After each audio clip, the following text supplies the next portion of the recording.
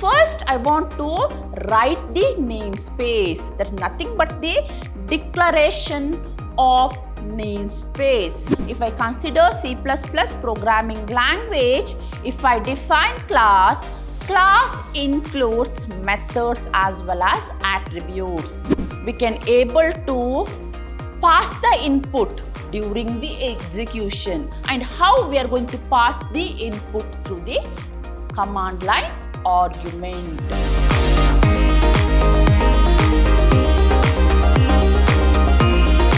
Hello to all, a warm welcome to my new session on Introduction to .NET Programming. I'm Revati from the Department of Computer Science, Vidhyaashram, First Grade College, the Temple of Excellence, MYSURU. So dear student, before going to start my today's session, let me to recall the topic which I have covered in my last session. So dear student, in my last session, I started with .NET framework. Along with that, I have covered common language runtime. That means once I ready with .NET program, I want the environment to run my program. So the job of the CLR is to load the program and execute the program. Along with that, I have covered framework class library. So as the name itself indicates that it is going to include thousands of classes as well as methods which is used to write .NET programming. Along with that, I have discussed what is WinForms and how to use WinForms. Along with that, ASP.NET. So what is this ASP.NET? There is nothing but active server page.NET, and it is mainly used to design web applications as well as web page and websites. So these are the certain topic I have discussed in my last session. So dear student, in my today's session, I am going to deal with structure of C# programming. That means how can I write C# programming and what are the sections I need to follow while writing C# program. Along with that, I'm going to deal with C# command line arguments. So these two are the topic I'm going to deal in my today's session. So dear student, please take notes and pen to make a point, because from the examination point of view, this topic is very important. And what question you can expect here, that is explain the structure of C# programming for 7 marks or 8 marks. Now, let me to discuss the structure of C# programming. So dear student, we studied many programming languages like C, C++ as well as Java. And while writing any program in any programming language, we need to follow the syntax as well as format of the program. Similarly, if I go with C# programming, now also I need to follow the structure. Now, dear student, if I consider Java program or C++ program, at the beginning, I have some section, then I have main program section. In that, I'm going to have these statements. Okay, these are the some of the format of program. That is, if I consider C++, at the beginning, I have documentation section. Then, I'm going to have hash include header file section. After that, hash define section, then global declaration, then function declaration, then main programs, So these are the method I need to follow while writing any program in C++. But if I consider C# programming, then at the beginning I want to include namespace. So first I want to write the namespace. That's nothing but the declaration of namespace. Then my next session is a class. That means I can able to create my own class, because this C# program is example for object-oriented programming language. When it is an object-oriented programming, then everything is treated as classes as well as object. Now, to define my class, I want to use class.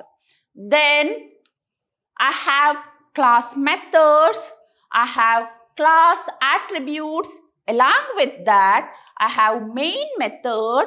Then I'm going to write the statements as well as expressions in my program. Along with that, I can able to write the comments.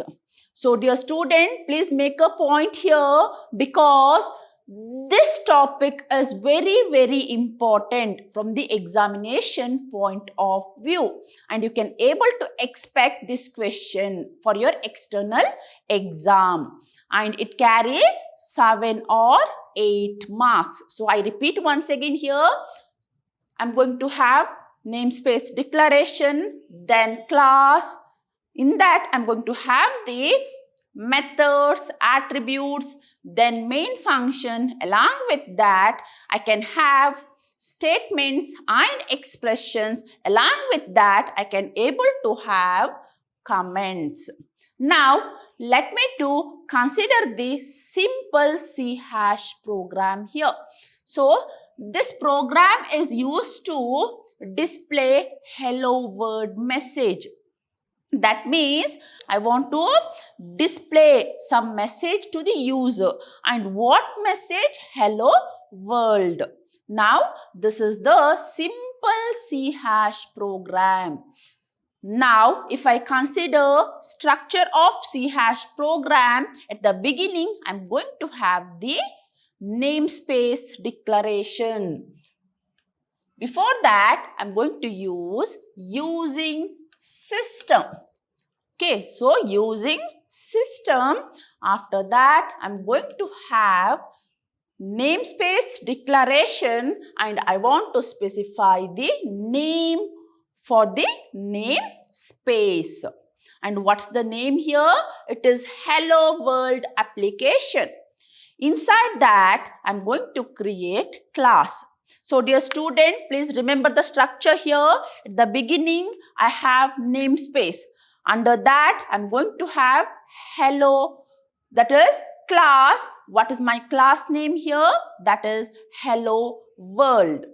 Under that, I'm going to write the main function, and it is static void main, and it's going to have the arguments.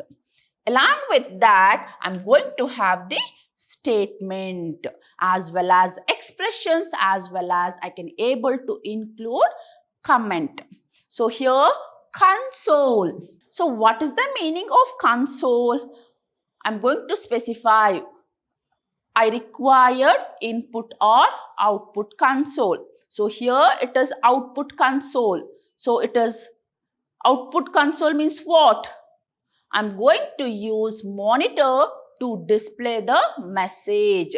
So I'm going to use the method which is present in my system. What is the method? That is writeLine. And I'm going to display hello world. Now, console read key. Suppose if I want to enter any key, then I'm going to have read key method. So this is the simple example. So dear student, if you get the question like explain the structure of C# programming, then you have to list the structure of the C hash program. Along with that, you have to write the simple example program. Then you need to explain each and every line. So dear student, if I consider this example, at the beginning I am going to have this statement, that is using system. So here using system. The using keyword is used to include the system namespace.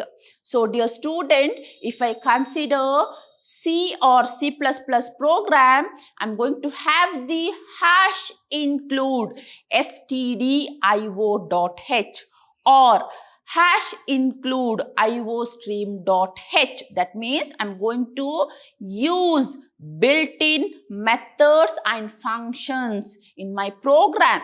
For that, I'm going to use stdio.h or stdconio.h. But if I go with C hash programming, then I'm going to include the system namespace, but I cannot able to use the word hash include. Instead of that, I'm going to use the keyword using. So I'm going to use the keyword using to include system namespace in my program. So a program generally has multiple using statement. That means according to my program requirement, I'm going to include the namespace. For that reason, a program may have multiple using statement. Then I have namespace. So what is this namespace? What is the need of this namespace? So a namespace is a collection of classes. So here namespace is nothing but the collection of predefined classes. The Hello World application namespace contains the class Hello World. So dear student, see here, I am going to create the namespace. I am going to create the namespace, and what is the namespace name here? That is Hello World application, and this namespace includes methods. So this namespace includes classes. So this Hello World application namespace includes classes as well as methods. And what class this Hello World application includes? That is Hello World. So the Hello World application namespace contains class Hello World. So this namespace contains Hello World class. Now I'm going to have my next line, that is class. So what is this class? The class Hello World contains the data and methods. That means if I consider C++ programming language, if I define class, class includes methods as well as attributes. Similarly, if I declare class in C hash programming, once again it's going to include methods as well as classes. Then I'm going to have the main function. So dear student, if I consider any programming language, I can able to write only one main function. So this main function does not return any value. For that reason, the return type of main function is void. Then to invoke this main function, I does not require any object. For that reason, it is static. And this main function is capable to access command line arguments. For that reason, I'm going to have strings that is string of args. So this is all about main function. After main function, I have opening curly brace. Within that, I'm going to write the statements. Now, the main method specifies its behavior with the statement console write line. So, dear student, in my main function, I'm going to write this statement. So, here I'm going to write, if I want to read the data, I'm going to read. Suppose if I want to write the data, I'm going to write. And where I'm going to write? To the console. So, write line is a method of console class defined in system namespace. So, dear student, this write line, read key, all those things are the methods which is present in this console class, and this console class present in the system. So, what is system here? There is nothing but the namespace. So, this statement causes the message hello world to display on the screen. That means when the compiler executes this statement, then this statement is responsible for displaying hello world message. So, the last line console read key is for VS.NET user. So, this is all about the structure of C# programming. Now, so dear student, what are the points you have to remember while writing C# programming? That is, C# is case sensitive. So, while writing C# program, I need to focus because some methods or some classes are going to start with the uppercase letter. That means only the first letter which is going to start with the uppercase, and rest of the things are lowercase. So here C# is case sensitive. So while using predefined methods as well as functions in my program, I need to follow the syntax. All the statements and expressions must be end with semicolon. That means after writing statements or after writing expressions, the expression or statement must be end with the semicolon in order to specify end of the statement. Then the program execution starts at the main method. So, dear student, we all are familiar with this statement because all the programming language, the execution of the program is always going to start from the main method. Unlike Java, program file name could be differ from class name. That means if I consider Java program, while saving file or program, I have to specify the file name which is same like class name. But here I can able to give different file name. That means I cannot able to follow class name. My class name is different and my file name is different. So these are the some of the points I have to remember while writing C# programming. Now, next I'm going to have C# command line arguments. So, arguments that are passed by command line.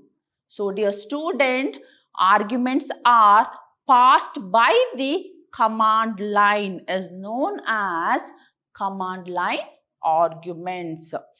So, we can send arguments to the main method while executing the code. That means we can able to pass the input during the execution. And how we are going to pass the input through the command line argument. So, the string args, dear student, where this statement is present, it present in our main function, and the job of these variables is to receive command line arguments. So, the string args variable contains all the values passed from command line. Now, let me to consider simple example here. So, dear student, at the beginning, I want to use using system. So, it's a mandatory. That means, if I'm going to write C# programming, what is my first line? That is using system. After that, I'm going to create my own namespace. So, I'm going to use the keyword namespace, and I want to specify C# program. So, this is my namespace name. Inside namespace, I have classes, I have methods. So, what is my class name? That is program. Now, inside program, that is inside class called program, I'm going to write the main method. So, here I'm going to write the main method. So, string type parameters. So, here I'm going to use command line arguments. That means this is the program to display command line argument. To read the command line argument one by one, I required array. So, here I have array of strings. So, dear student, I'm going to use the class called console, which is present in my system.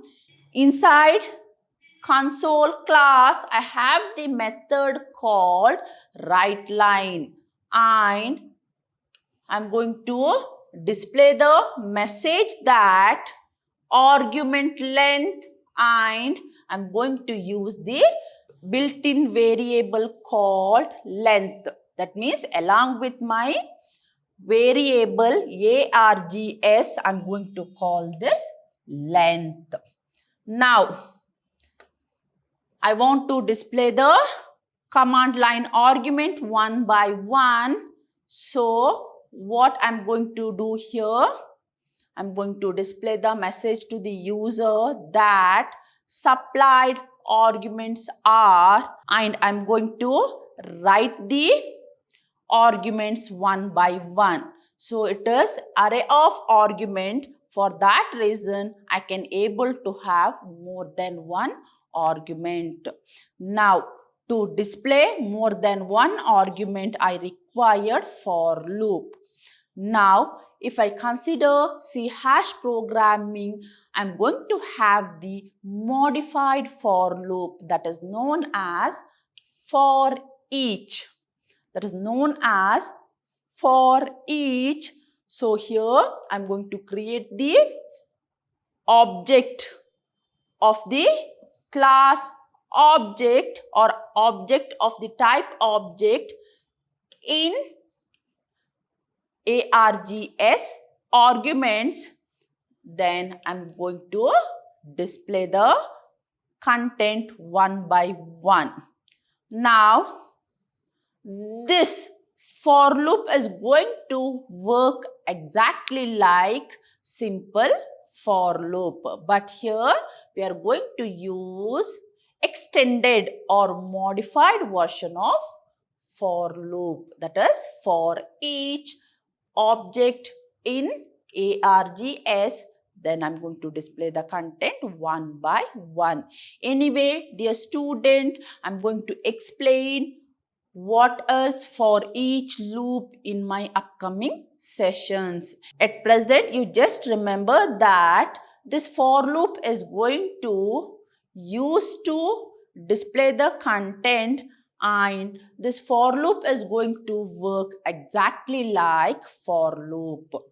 This is all about C# command line arguments. Anyway, dear student, in my today's session, I started with how to write C# programming, what are the structure, what are the rules I need to follow while writing C# program. Along with that, I have discussed command line arguments. I hope in my today's class you got more information about structure of C# programming as well as command line arguments. Anyway, dear students, let's meet in my next session with the concept math, that is mathematical functions, which is supported by the C# programming. Along with that, literals in C#, C# data types, which are the different kinds of symbols used in pointers. These are the 4 important topics I'm going to deal in my next session. So, dear student, let's meet in the next session with more information about .NET programming. Until that, keep watching and keep learning. Thank you.